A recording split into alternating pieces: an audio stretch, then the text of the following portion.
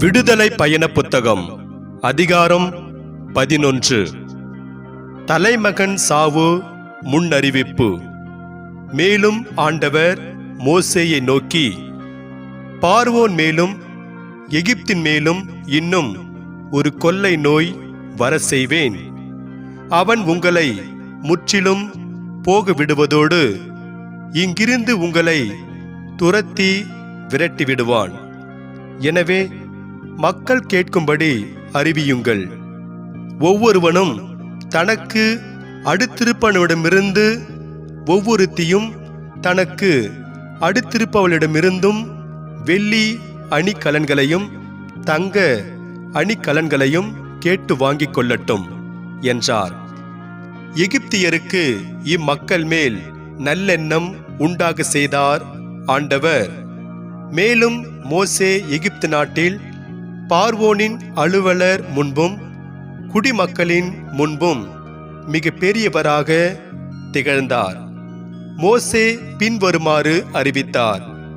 ஆண்டவர் கூறுவது இதுவே: நள்ளிரவு வேளையில் நானே எகிப்து நடுவே புறப்பட்டு செல்வேன்.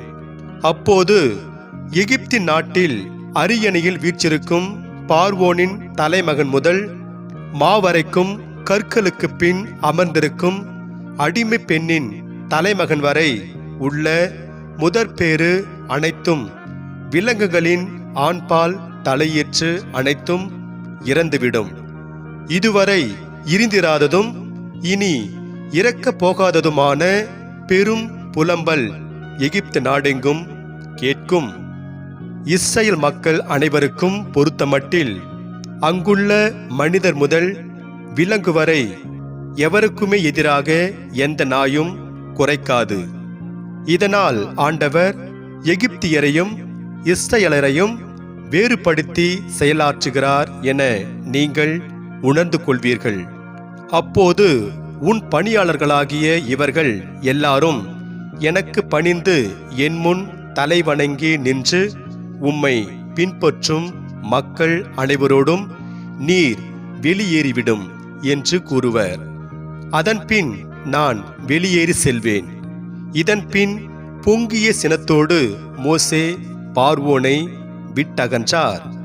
அப்போது ஆண்டவர் மோசேயை நோக்கி, பார்வோன் உனக்கு செவி சாய்க்க மாட்டான். எகிப்து நாட்டில் என் அருஞ்செயல்கள் பெருகிட இது ஏதுவாகும் என்றுரைத்தார். மோசேயும் ஆரோனும் இவ்வரும் செயல்கள் அனைத்தையும் பார்வோன் முன் செய்தனர். ஆண்டவர் பார்வோனின் மனம் இறுகிவிட செய்ததால் அவன் இஸ்ரவேல் மக்களை தன் நாட்டிலிருந்து போகவிடவில்லை.